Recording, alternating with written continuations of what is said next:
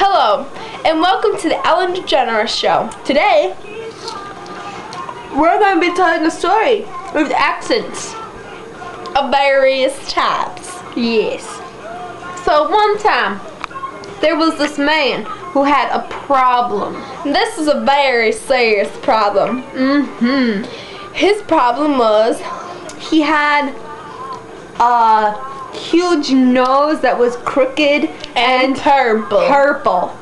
Yeah, big problem. There's two ways, simple ways to get care of this situation. Yes. Number one, it takes a lot of food coloring and a big handle. Yes. And the second was to go all the way to Africa on a safari zoo and ride a giraffe for 2 days straight naked. All while picking his nose. With no food and no water. Naked. Now this boy with the crooked nose, he decided that the first one sounded a little painful because all that food coloring could cause massive cloggage. Yeah, and that big hammer. Right you are, Chuck. Yeah. Yes, Larry. Chuck and Larry. Whoa, we didn't even plan that. No. Okay.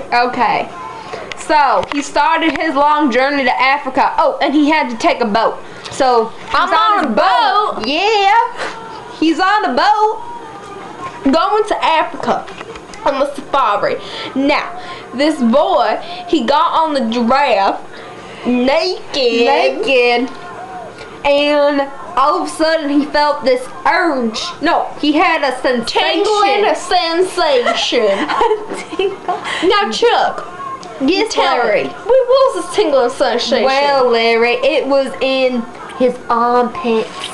Naked on a giraffe, picking his nose, having a tingling sensation in his armpit. Yes. He must have forgot his curtain dry. There it is. Okay, Larry. Back to the story.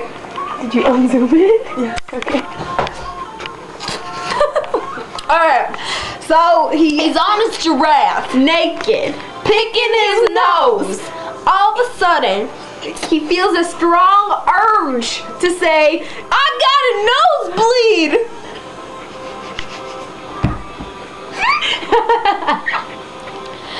And you want to know why he said that, Larry? 'Cause he really did have a nosebleed. It was a bad nosebleed. And guess where it was landing? On his foot. His foot. So then... While he's on the giraffe. Oh, we forgot! He also had this strong sensation to say, do that over. That's not what he sounds like. He also had this strong urge to say, the giraffe was like, hey, I didn't know you know how to speak giraffe. And they all rejoicing together as one. Yes. So, when his nose was bleeding from picking it so much on the 2 days of the giraffe naked while picking his nose, with the sensation in his armpits, he was like, which means, hey giraffe, I'm bleeding on my foot. Can you please lick it up with your tongue? Yeah. And the giraffe replied, which means, yeah, sure thing. Yeah, sure thing. Friend. One of those, yeah. Right? Yeah. Can't really speak giraffe that well, so cut us some slack. Yeah. So Larry, then what happened after the giraffe lifted up his blood on his foot? Well, Chuck, then he was like, hey, my 2 days is up. Then he felt his heart break inside. Wanna know why? Because, oh yes. Say why, everyone. Why?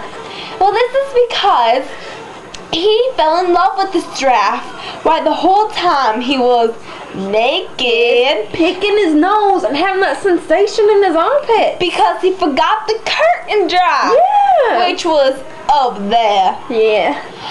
So he stayed with the giraffe forever, because they are best Naked friends. at the African Zoo while picking his nose, because it was just such a habit. Yeah. And Chuck seen it firsthand. I did see it. Yeah. Pretty sad. Pretty naked.